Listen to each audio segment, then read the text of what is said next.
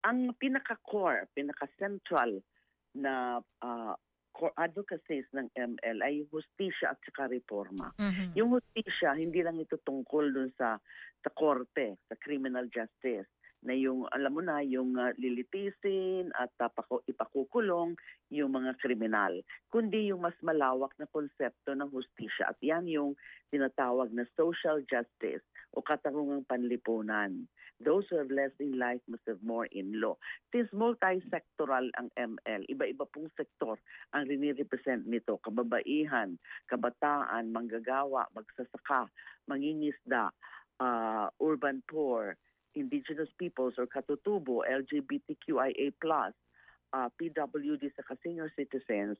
Meron, ang ginawa po ng ML ay nagplano kami kung ano yung mga magiging mga priority legislation for each of these sectors. Dahil gumagawa po kami, kahit nung campaign period, gumagawa po kami ng mga konsultasyon at dialogue dun sa iba-ibang mga sektor.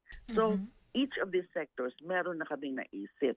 Now, pero, yung ano nga po, yung tungkol dun sa reforma naman, ay naiisip namin yung una yung pagreforma ng party list system law itself, tapos Mhm. yung pagreforma rin ng political party system, at iniisip din po namin yung tungkol din sa maghahain ng isang bill na magre-regulate, mag-define ng maayos, ng malinaw, yung ano, yung sakop ng bicameral committee ng Kongreso.